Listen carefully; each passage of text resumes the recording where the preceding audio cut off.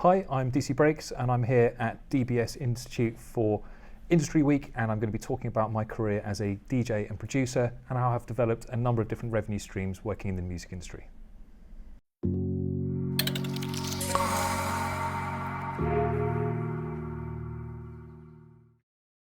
Probably a lot of you know what UKF is. It's essentially it starts out as a YouTube channel focused around drum and bass, and essentially they were there at the right time and built up a massive following, and became like a lot more than just a YouTube channel. So they have UKF, which is about drum and bass, but they have one that's around dubstep and kind of bass music.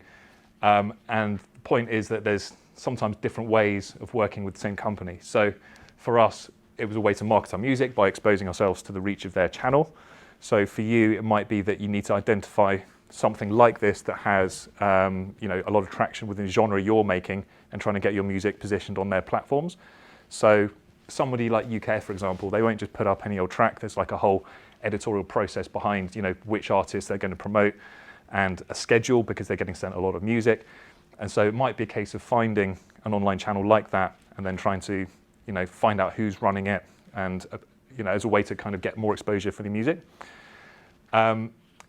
But for us, again, we did some data capture stuff. So this you probably can't see it, but this track here, I did a Stranger Things themed tune called 11 when Stranger Things first came out. Obviously, a lot of people like that kind of 80s synth music, so I didn't sample it, but I kind of rewrote that piece of music and kind of put it out as a free download.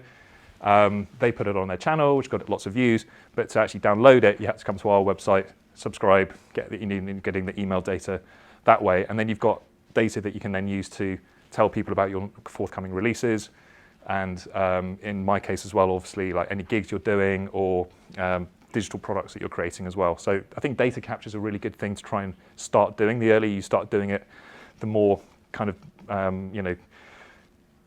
information you have about your fans and your potential customers.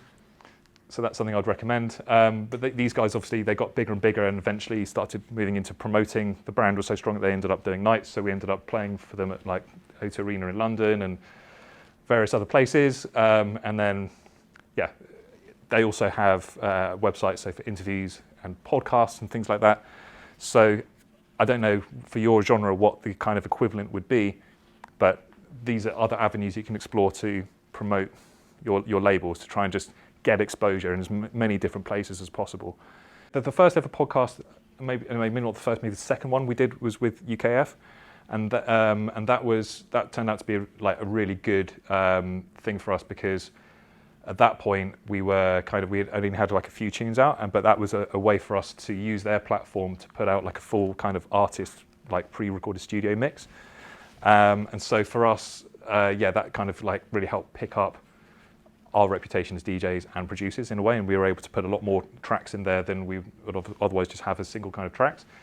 But that only really just came about through, at that point, having a bit of momentum and having a few tracks of ours kind of uploaded in relatively short succession, and all the kind of surrounding PR and things like that.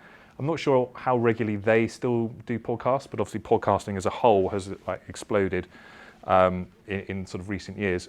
I think that came about as a result of an EP that we'd done, and I think they featured a couple of the tracks from the EP, and so we were kind of on their radar, and that's kind of how we ended up doing the UKF podcast. But it's not something we do that much of anymore, but it's a really enjoyable thing to do as an artist, like to kind of take a bit of time to kind of put together a full-length mix, and it can be great marketing.